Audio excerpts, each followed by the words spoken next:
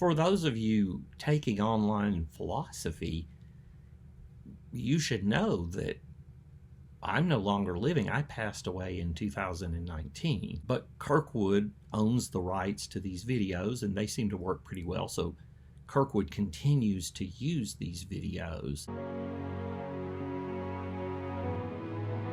The inspiration for Box on Socks was largely from the movie The Ring.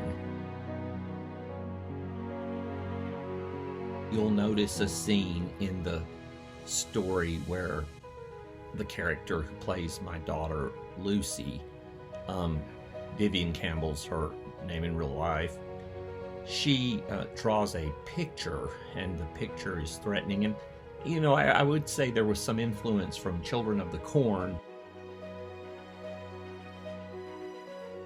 I've gotten thousands of fan messages and emails and even letters. Someone just messaged me, and the message is, "How did you die?" Well, obviously, I don't know how I died now. that would be ridiculous. Hi, I'm Chris McCord, and this is your Hollywood Masterclass. Hi, I'm Chris McCord, professor of philosophy at Kirkwood Community College and creator of Deepest Flux. And what you're watching now is designed primarily for students who are taking the online version of my philosophy course, and that's a version where we will never actually meet face-to-face unless I just reach my hand through the screen like that little girl in The Ring and crawl through. That'd be crazy. I don't know if you've seen that, but anyway, I'm here to talk to you today about the episode you're going to watch called Box on Socks, and that's an episode about Socrates. Now, why was Socrates brought to trial? Well, he favored a group known as the 30 Tyrants, the Council of 30, a group of aristocrats who ran Athens for a brief period when the Spartans, with the help of some upper-class Athenians, were able to overthrow the democracy in Athens. So finally, the Athenian democracy was restored, but there was suspicion that Socrates was involved in that overthrow. Socrates' critical questions were thought to weaken people's faith in the political leaders of that time.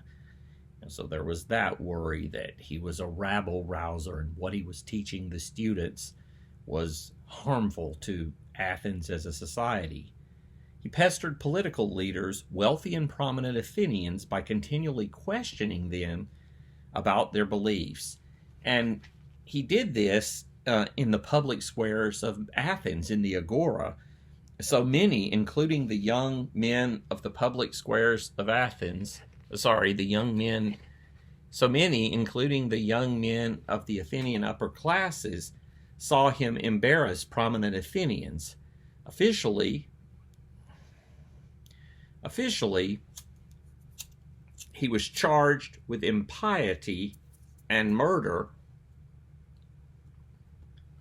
corrupting the youth. So impiety is not being religious enough, not showing appropriate respect for the gods.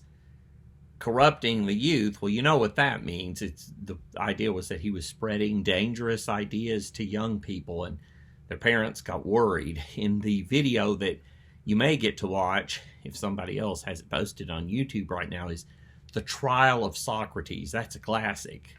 I didn't make that one, but it's almost as good as the ones I make. And in The Trial of Socrates, you find out that he's the leader of Athens, his own son went over to study with Socrates. Also, he gets accused with making the worse argument appear the better.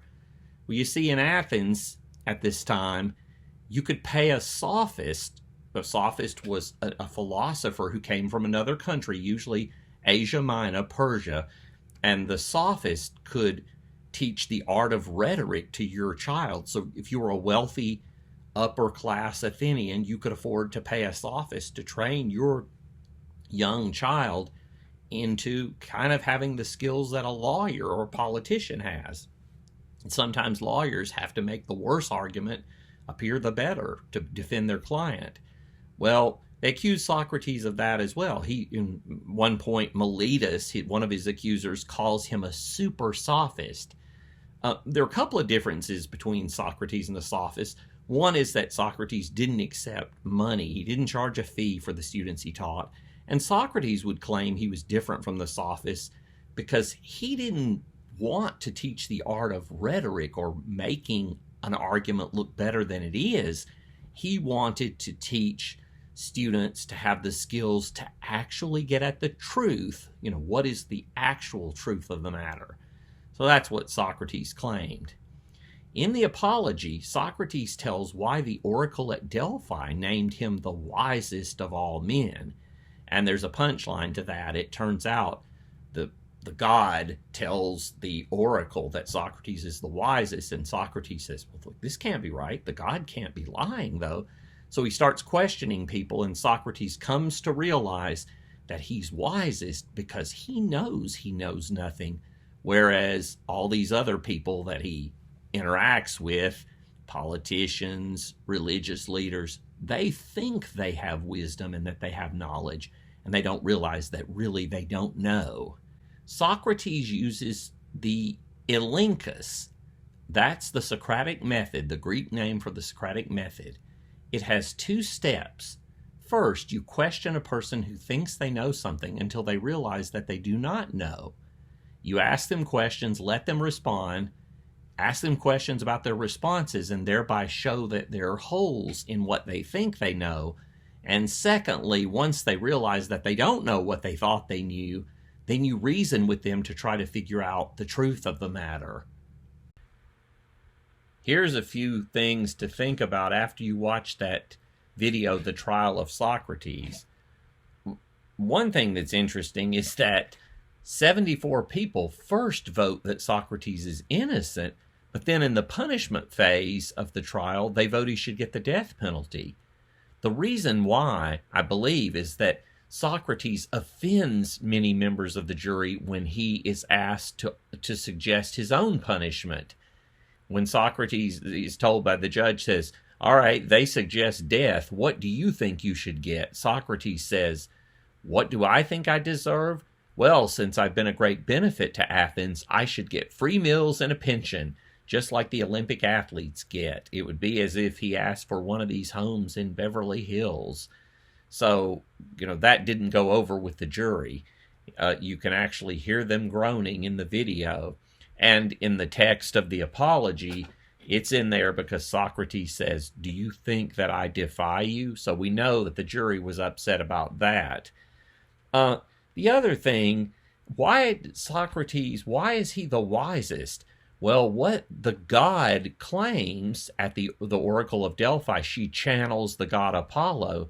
She claims Socrates is wisest, and Socrates can't figure out why. And then he realizes, I said this earlier, that he's wise because he knows his wisdom is worth nothing, that he knows that he doesn't know anything. Okay, we already did that one. What contradiction does Socrates expose in Meletus' charge about his belief in gods? Well, what Socrates points out is that Meletus both accuses him of being an atheist and of creating his own gods. But both of those can't be true. Either he believes in no gods whatsoever, or he believes in a separate set of gods that he created for himself. So Socrates embarrasses Meletus on that one, you'll see. And then finally, a good question to think about is, do you think that Socrates is guilty or innocent? Now, Plato wants us to think he's innocent.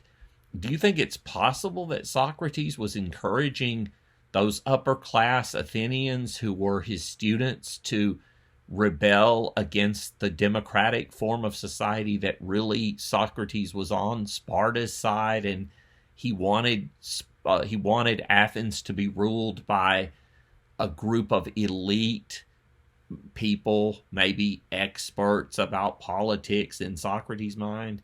I don't know. It's just something to think about. Could it be that Socrates did deserve some punishment? I'll tell you right now, though, most people who watch it think that Socrates is innocent.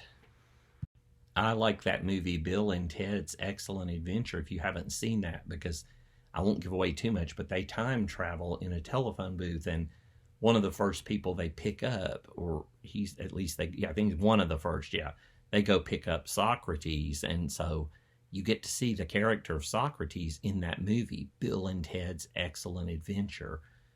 So I would recommend it. I mean, not for this class, but just for fun. It's really funny too. And what's weird is that Keanu Reeves and the guy who played Bill, they're talking about doing another one coming up here soon. So they're going to be playing those roles again. But of course, they're a lot older now.